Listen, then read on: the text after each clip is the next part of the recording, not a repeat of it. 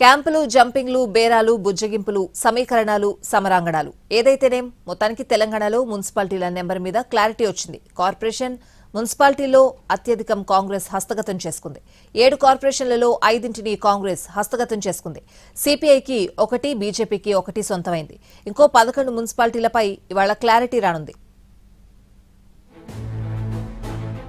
ఆసక్తికర పరిణామాలు, ఉద్రిక్త వాతావరణం, లెక్కలు, ఓదార్పులు, ఇలా అనేక చోట్ల హై డ్రామా తర్వాత తెలంగాణలో మున్సిపాలిటీలు, కార్పొరేషన్లపై ఒక స్పష్టత వచ్చింది. 7 కార్పొరేషన్లలో 5 కాంగ్రెస్ ఖాతాలో పడ్డాయి.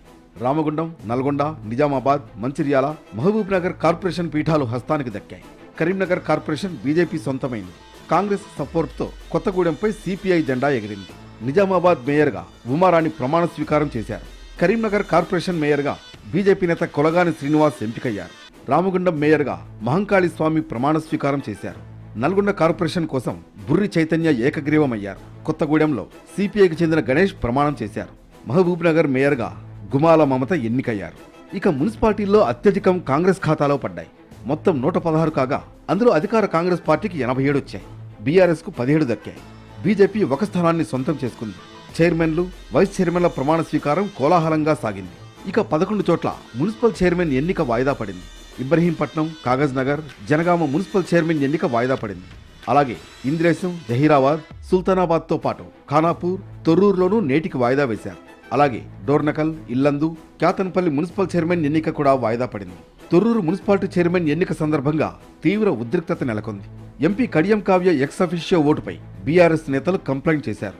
ఈ క్రమంలో ఇరు పార్టీల మధ్య ఉద్రిక్తత నెలకొంది. భారీ ఎత్తున పోలీస్ బలగాలు మోహరించారు. మెట్పల్లి మున్సిపాలిటీలో పార్టీ విప్ ధిక్కరించి కాంగ్రెస్ ను గెలిపించిన కౌన్సిలర్ చెట్లపల్లి మీనా, ఆమె భర్త చెట్లపల్లి సుఖేందర్ గౌడ్ ను బీజేపీ సస్పెండ్ చేసింది.